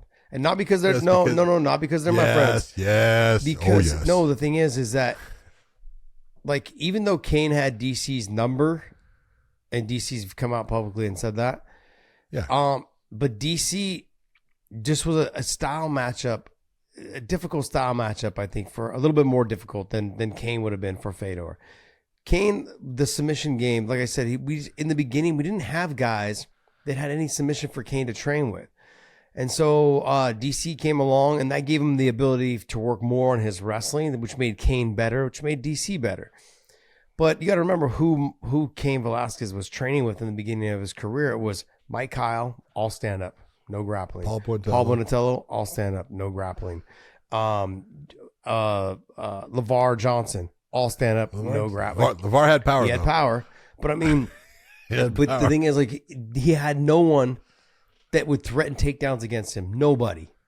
He had to use Trevor Prangley and, some other top-level wrestlers, guys that came in that were wrestlers to try and take him down, and just wasn't just different levels of that wrestling ability plus the size. It just didn't help. And so DC coming in, it made it more fun to watch their sparring and getting back with each, and them going back and forth. But Kane with the pressure, Kane with the combinations, Kane with the kicks, Kane with just the intensity. A lot of how you saw Sean Strickland fight last night is how Kane approached. He just walked you down, head movement, body shot, head shot, kick, inside kick, takedowns, drop you, let you get back up, push on your head. It was the most frustrating when I would grapple with Cain Velasquez, and he was like he would just float on top of you, or he would let you get up and he would just foot sweep you, or he was literally just holding my head down. I couldn't get up off the mat. It was so frustrating, but he did it in a very friendly way, but it was more of a, hey, I got you, buddy. But he made you work. He made you feel that pressure of that you didn't want to, you didn't ever want to feel that again. So what do I got to do? I've got to get in better shape. I've got to work on this. I've got to work on that. Those are things. These two made each other better. I just think that submission-wise, DC was like a little butterball, or he is like a little butterball. And for some reason, it was a lot harder to get a hold of his neck. It was a lot harder to get a hold of his arms. His legs. He was real good at positioning himself to keep his hips away and his feet away from leg locks. And when grappling with the two of them, DC was better at that. And I think that would have given him a little bit more of an advantage against Fedor than Kane. Kane, though, it's hard for me to root against him because of the pressure, the cardio, the conditioning, the aggressiveness, all of those things. Could have been a factor that hurt him fighting someone like Fedor, but who knows? I don't know. It's hard for me to say because they both bring different things against Fedor, and it's been so long. The gap from the old Fedor to what I've seen at the end of his career, just so much too much of a gap for me. I can't. Just gonna let it go. Yeah. I'm gonna push. The one thing I'll bring into here, I love the fact that Fedor's in the UFC 5 video game. That's great. Ali, Tyson, Fedor, you can get them on a special thing. I don't play video games, but whatever. But pretty good for a guy that Dana White says I never thought he was that good. Well, you know they paid him for that. They paid him to be in the game. Of course they paid him. That's good. Good for him though. It's awesome. I'm glad And good for the UFC to say, hey, we want to put you in this game, or EA Sports. I'm not saying it was really, but EA Sports, but they had to get the UFC's approval to do it too. So good for them. Dana White will say outlandish things, whatever, to promote his promotion. That's right, and that's his job. That's his job. Like he's gonna say whatever it is because he knows that he's gonna resonate with all the fans out there, the hardcore fans, the casual fans, all of them. Some he's gonna piss off, but that's what he does best, And some he's gonna just feed right into their fuel. And he does a great job of that. And whatever it is that he needs to do to keep building his brand and putting Fedor in the game, it just makes sense. I'm surprised, though, that he hasn't, maybe he has, maybe I'm wrong, hasn't reached out to Frank Shamrock about putting him in the video game. Now, I know he reached out to him about the Hall of Fame. Yeah. And, and putting him in the Hall of Fame. But that, to me, like, when you put someone in the Hall of Fame, it's like, look, you're just trying to validate more of your Hall of Fame. But if you put me in the video game, I don't know. It's more of like I don't know. I don't know how to put it. That we want you in our product kind of thing versus exposure. Yeah, I guess. Yeah, I don't know. It's hard. I look at them being different. Like one is they are to fit. They are different, but I don't know. I don't know that being in the video game is more or more prestigious than being in the No, it's not. It's not. But I'm saying one. It seems like the Hall of Fame seems like you're doing it. We're putting you in the Hall of Fame to let everyone know that our Hall of Fame is legit. But if we put you in the video game, it's like to still let you know that we admire what you did. You were legit. You are legit. You're in the game. You're this. You're and we'll know how legit we think we'll think of you because your stats will say it. This guy he's got a 89, or a 91 punch thing or takedown, whatever it is. It was funny because you're bringing up Frank Shamrock. I was listening. Joe Rogan was talking about Nick Diaz. Mm-hmm. And he was talking about, look, and I think he was right to a point when he was saying, look, when Nick Diaz was fighting, he says, especially in Strikeforce, he goes, I think that he was one of the best fighters in the world at that time. And I agree with him. And he goes, and Nick Diaz was the first guy to bring in cardio. And I'm like, no. Joe, what are you talking about? Yeah. What happened to Frank Shamrock? Because Frank Shamrock was the guy that brought cardio in at a level that was just incredible. And he did that, especially at UFC 22 against Tito Ortiz, where he just out cardioed him, made him work hard and just broke him. And you look and you go, Joe. Yeah, you're getting old, Joe. 56 years old. You're forgetting these guys. Yeah. It's all right though. Yeah, that was he's the one that helped me along with Javier Mendez, and they got their routine all worked out with Maurice Smith. Kosaka. Yep, those guys. I mean, they all had phenomenal cardio, but Frank took it to that next level of learning how to weaponize it. Putting the pressure, hanging on people, like making them, giving you the takedown, getting back up, never settling on bottom. His whole mentality was, I never feel tired until I stop moving. So if I don't stop moving, I don't have to worry about it. And there was some truth behind that, man. And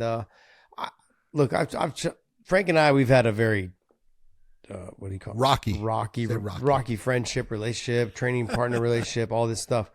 And the last time I saw him, and it sucks because I try to tell him, like, hey, man, like, all of our bullshit aside, all this other stuff, I want to just let you know, like, I thank you. Thank you for, the beginning. I appreciate you. Thank you for the beginning stages of my career. I said, look, when I stay with AK, I stay with AK because I had a relationship with Hob and this and that, and I stayed loyal to the gym and not to you per se, but it was more to Bob and to Javier because they were my main coaches at the time when you had left and you were chasing Hollywood.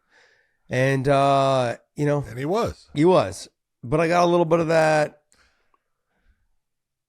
kind of weird vibe, like response from him, and I'll keep it to myself, but it let me know that, yeah, it's not a friendship that can be mended. It's hey, it is what it is. I tried, but at the end of the day, as I get older, I start looking back at people that I just I didn't vibe with when I was younger, or I just had a rocky relationship with, or whatever. And I'll kind of reach out and be like, hey man, I see you're doing big things. I want to just congratulate you on that, whatever it is. And hope you're doing well. Hope your family's doing well. Hope your kids are doing well. All those things. Just to kind of, because carrying those things with you, there's no reason to. And it is a excess baggage that's just heavy for no reason. It takes a lot of energy. Yeah. It takes a lot of energy. But people say, who do you hate? I don't hate anyone. I don't hate anyone. It's funny because when we were going through the Ariel Helwani thing, I was already kind of in my path of this whole thing. And I had nothing. I didn't want to say anything negative. I would just say what I had to say through, photos of me on the beach, just enjoying myself, relaxing. And I'm just not bothered. You can't let things like that bother you anymore. Speaking of Ariel, did you see his return with his MMA hour as far as he did a rap, or basically a song. It was like I can't say, the fact that he did it. My props to him that he had the balls to actually sing into a microphone. And the wording was actually, I don't know who wrote it. They did a good job. They did a good job with the whole thing. I think he's multi-talented, man. The guy can do. Dude, let me just be honest.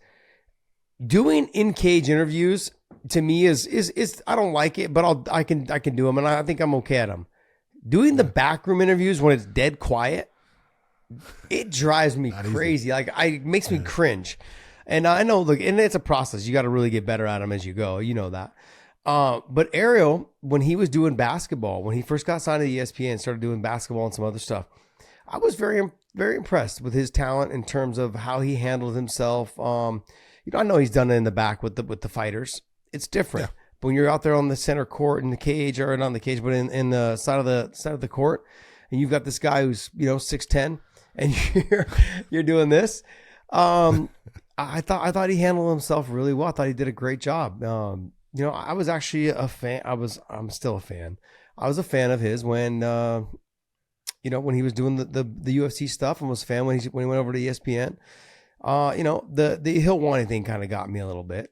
And I always thought he's done a great job. And I know here, I just said I was a fan, and I know that he had that thing with Schaub that he put out this video. You said you were a fan, and I think that's what's kind of started a lot of people going, hey, like, people are trying to be courteous to you, and you go the Helwani. So are you a fan? Now? Yeah. Yeah, I don't know. I haven't heard really any of his recent stuff. I don't get outside my box now. My box is our show. My box is my life and my family, and that I don't get outside my box. And I watch the fights like you do, and I stay in my lane, man. Like, this is what I do. So I'm not trying to ruffle anyone else's feathers and stuff, but I haven't seen any of his recent stuff outside of the Helwani thing when we got into the little spat stuff. But it was just back and forth. I don't have anything against him. If it's not that, you know what I mean? Like I said, I'm trying to ease my way. Trying to find. I gotta just find your way, buddy. Dave, there's something else that I put up there for you. Yeah, speaking of ruffling feathers, let me get you guys out here all riled up and heated and mad. Dana White made comments this past week talking about the Bellator. He was asked about the PFL ban Bellator, 500 million, blah blah blah. Dana says, "Why on God's green earth? Why on God's green? Why on God's green? You're having a hard time reading today, huh? Boy. Yes, I am. Well, my screen's like no, at don't least blame 3 your feet screen, away from me. dude. Yeah, and it's smaller too. I swapped laptops. It's with why Tanya, on so she God's has green fucking earth. Come on, get it right, Dave. Would anyone buy Bellator? Yeah. Yeah. Look, the same thing happened when he bought Pride. Same thing happened when he bought Strikeforce, and the same thing's happening. The same thing's happening though. The WFA or the WEC. WC, yeah. The same thing's happening when PFL's buying Bellator. Is that if they are, which we don't know, nobody knows, by the way. But the same things. Look, they want the top 3 or 4 fighters in each weight class. That's it. And that every time that there's something like that has happened, they really just want to come in and they want to say, hey, I want their champions to come over and challenge our champions, and I also want their top 2 or 3 guys, and maybe a couple standouts that are in the top 15 that will spark some interest and some fire. I mean, that's kind of what these buyouts are. That's what it comes down to. Is I want to take the top level fighters and mesh them together and try to really say that, hey, we are the clear cut, number 2 or number 1 challenger to the UFC. Because right now, when you're talking about any of this stuff, right now you have what? You've got UFC, and I look at and maybe I'm biased, maybe I'm not, man, whatever it is. I look at Bellator as the clear cut number 2. I think 1 and I think PFL are number 2 and number 3. They can fight over it. I think that they're close with them amongst each other. Depends on what your platform, on how you like it. Okay, do you like to watch more of the tournament style? Do you like to see more, like I said, tournament styles and understanding when the fights are going to happen, who for sure they're going to fight next, or do you like the one with the different rules and fighters that you've never seen before, but they're fucking super exciting. The elbows, the knees, the rules, all those things. What do you like? What's your preference for the number 3 spot? But what this does, if PFL does buy Bellator, it puts them in that number 2 spot guaranteed and the number 1 challenger to the UFC. That's exactly what it does. Now, in this industry, John, what does that mean? That means that, look, right now, one is buying their time slots on Amazon. And PFL is buying their time slots on ESPN, which I believe is coming to a close because I believe their time frame to renegotiate with ESPN has come to a close. What this does is now it gives them an opportunity to run to a network and say, hey, we have our promotion and this promotion that we just bought. We took all the best fighters. We are the clear-cut number 2. Now can we talk about I want money. Yeah, I want money. I want to get paid to be on your platform. And that right there is what I think the number 1 key to any of these organizations, if they're trying to buy Bellator, that's what they're trying to do. They're trying to make sure that they're the clear-cut number 2 and the number 1 challenger to the UFC, and to put there and to get a TV deal. Because right now the other ones outside of Bellator's not paying for. I said Strikeforce. Bellator's not paying for their TV time now. Because they own the company. So if one of them comes in and buys it, now they're going to go and they're going to try to negotiate, whether it's with Fox, whether it's with, I don't know, whatever company, whether one's Fox or maybe even CBS. Maybe they turn around and say, hey, can we negotiate with you to put this on CBS or put this on whatever? It's an opportunity to try to get money from these networks to host their platform, to put their product on their platform. That's the way that I'm looking at it. So I look at it though also is that Dana's looking at certain fighters on the roster. And there will be, John, there will be some problems after this that happen with Pride. Some fighters like Fedor said, I'm not going. And what do you do? Because everyone's contract is different. Yep. And so, but here's the thing. He can't. He's going to sit there and say, that's true. Why on God's green earth? He would, based upon Dana wants all the best fighters in the world. Mm-hmm. And he wants to be able to put on great fights. And that's why people like Dana White, and it's why I enjoy, the product that he puts out, because he puts on great fights. Could he put on better fights having the Bellator roster, we'll say the top 4 people in every weight class? Yeah, he could. Mm-hmm. And so that right there would make Dana White do it. But he can't because he's got a lawsuit against him. This is not even something that he can even think about. It's like, we're not even interested in that. We can't do that because they have a lawsuit.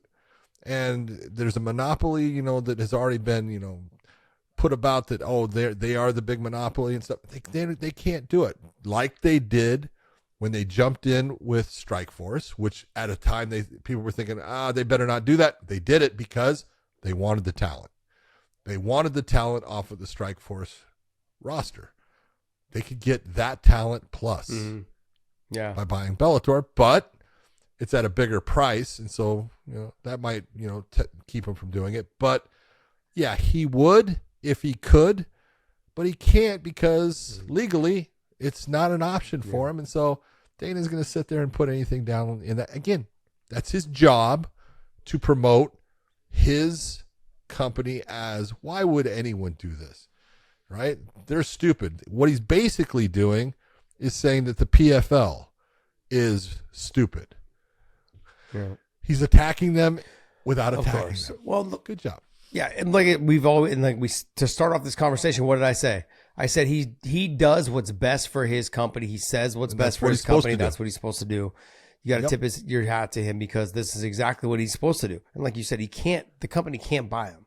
Like with the class action lawsuit and what's going on with all that stuff, you got to just steer clear of all that. Now, some of those fighters that don't try to sign with or restructure their deals. You could have some fighters in Bellator that have a contract that does not just transfer over, that the UFC would have a chance of possibly signing him, and that would be a good thing that he would definitely do. Well, I guess we're going to see how it all plays out. We're going to see how it all plays out. But, Dave, there was one more thing that I wanted you to pull up. You know how it's going to play out, Josh? Bellator's got a fight in Dublin coming up September 23rd that I'm looking forward to. A lot of fights. Thank God you're going to be talking about a lot. Well, let's talk about that real quick. You got No, let's not. You got Johnny Eblen and Fabian Edwards. Oh, yeah. To see who the best middleweight in the world is. Middleweight. You wanted me to bring up the middleweight stuff. Guess what I just did? I'm telling you. I was trying. I'm telling you. Don't sleep on Johnny Eblen, you guys, and don't sleep on Fabian Edwards. These two guys are, to me, I believe, the two of the best, if not the best. Johnny Eblen right now, to me, is the best middleweight in the world. Guys can knock me all you want. I'm sorry, but what I saw from Izzy last night and what I've seen. Would you not like to see Johnny Eblen against either Strickland, Izzy? Well, they trained together. They've trained together. And Johnny Eblen and Strickland have trained together. I know. Yes. This, I mean, you guys should be hitting them up and asking them how sparring went. You guys go ahead. No, it's all good. No, I pull up one more thing. There's one last thing. Oh, no, we have another. Well, no, it's the last thing. We're going long. We're finishing on the Marshawn Lynch thing. I need to finish on that. What we need to finish, the NFL, we need to talk about the Kansas City Chiefs facing off against I'm gonna Lions. You're going to smack me. Come on. Right have you ever been kicked in the pussy? You can't hit an old man. You can't hit an old man. You ever been kicked in the pussy? No, because I don't have one. All right, let's go. Go ahead. What says my superstition was that I needed to have. My superstition. That's awesome. It said my superstition was that I needed to have maybe a shot and a half before every game. And the best part, Peyton Manning goes, a shot of what? A Hennessy, of course. It was so good. Dave, can you scroll? Can you play the video? Oh, yeah. Jesus, man. Dave's one step behind.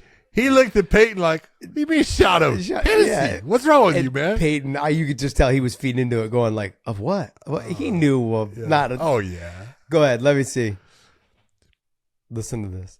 What were yours? Right. What was your? My superstition was that I needed to have maybe a shot and a half before get that half in. Every game. Of Hennessy. What you mean? I was thinking, Gatorade. Toradol. Gatorade. Hell no. No, the best because he goes, I don't know, maybe Gatorade, Toradol. What?